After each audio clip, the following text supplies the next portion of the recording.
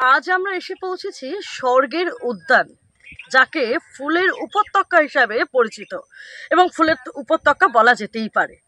আমাদের কিন্তু এই যে ফুল ফুল ভালোবাসে না এমন মানুষ কিন্তু খোঁজা কঠিন হয়ে যাবে। ফুলের জমিতে কিন্তু প্রচুর ফুল থাকে, যেমন বেবি, গ্ল্যাডিওলাস, ডালিয়া, গাঁদা, রজনীগন্ধা, গন্ধরাজ, এইসব কিন্তু ফুল এখানে কিন্তু থাকে। কিন্তু এইবার সেই রকম কোনো ফুল দেখা যাচ্ছে না। নানান রকমারি ফুল থাকে, বিভিন্ন রং বেরঙের ফুল থাকে।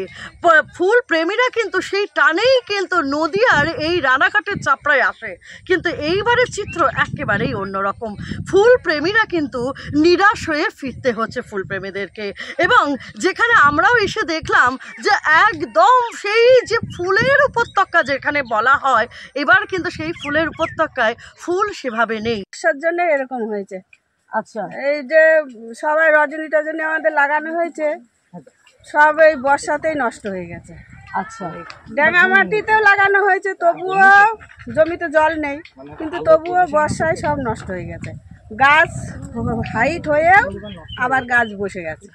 আর উপরে শীষ যে মারবে, একটা সবুজ শীষ, সেটা মারছে না, লাল শীষ উঠছে।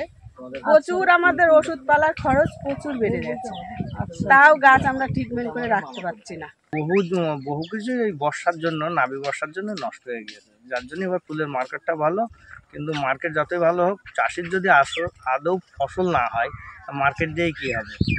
এই বছর সর্বোচ্চ চন্দ্রমল্লিকা 20 টাকা পিস গিয়েছে, বর্তমান এখন মোটা 5-6 টাকা আছে ভালো মালটা।